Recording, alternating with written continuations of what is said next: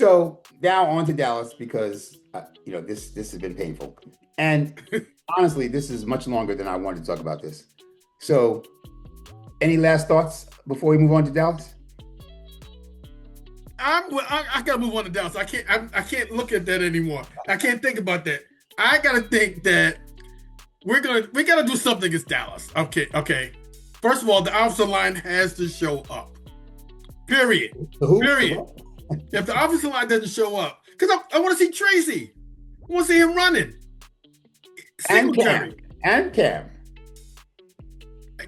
I gotta see that. Without a running game, Russ can't work. Russ is not, first of all, we know Russ can't cook anymore. Russ is cooked. Well, certainly not without blocking.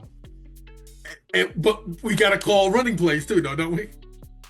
Okay. We got to be able to run the ball. We got to be able to pass protect. Okay. And if you can run the ball, play action has some effect. If they know you're not going to get any yards on the ground, then nobody has to cheat up when you fake the handoff because, please run it. Yes, hand it off. Go ahead. Our D line can stop them, but I don't have to run up. But what about on defense? I saw a stat that said that Dex, Kayvon, Brian Burns, and Abdul Carter, the four of them, were on the field together for 8 snaps. Only 8? 8 snaps. That's not enough. So they got to figure out a way to use them more often. Abdul Carter played, I believe, 38 snaps, right? Roughly half the game. He needs to be on the field more often. There's just some things we have to do better. 3 defensive tackles might keep people from running for 220 yards against us. How many times do you think a team has given up 220 yards rushing and won that game? Not I haven't looked that up, but I'm going to guess that that's not a lot of times. No, not at all. Not at all. So maybe we start there. Let's give up maybe half as many. You give up 110 yards rushing. That's still not a good game, but at least you can have a shot at that game. Right. So many things. But on to Dallas, who honestly was a CD Lamb drop or two away from beating the defending Super Bowl champs. Like they looked pretty good against Philly. Now, Philly was without Jalen Carter, who got kicked out the first play of the game, but still, they almost beat Philly in Philly.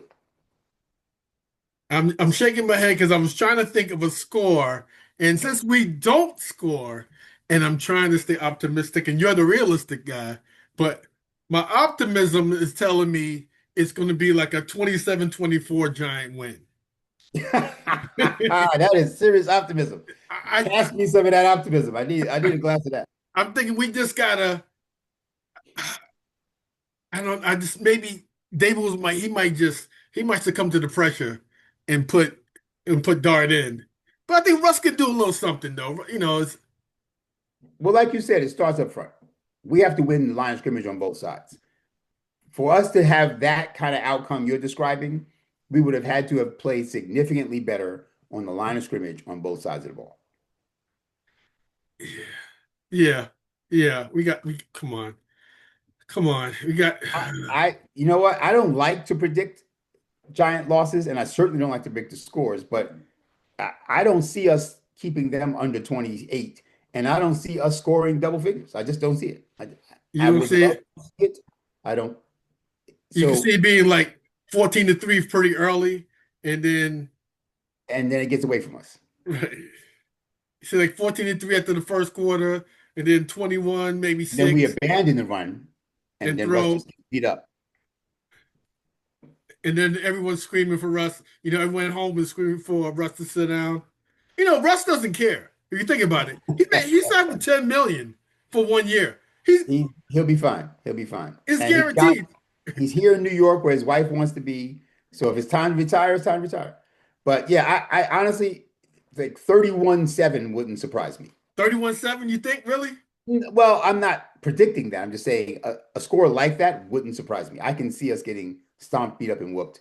And Dallas not missing the opportunities that Washington missed, right? Because Washington should have had at least 10 more points themselves. That would have been 31-6. So anyway, listen, we've been on here an hour. Let's move on to Dallas. Let's hear what y'all think. Please grab that like button. No, we didn't even do that business. Please grab the like button, share, subscribe. Put them comments in there. Put the comments in there. I know they're calling me crazy. I know that just everyone's calling me crazy.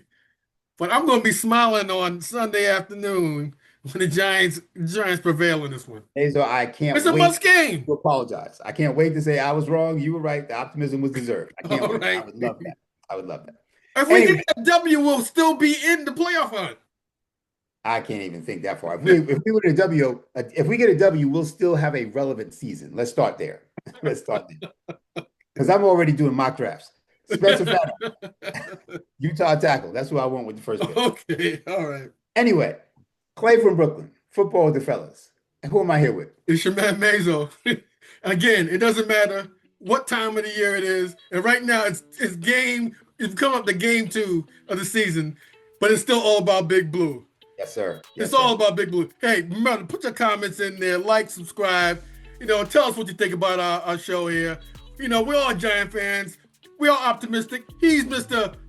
Realistic. I'm Mr. Optimistic. That's all right. We're still all Big Blue fans. Hey, Yes, y'all. sir. Until next time. Peace.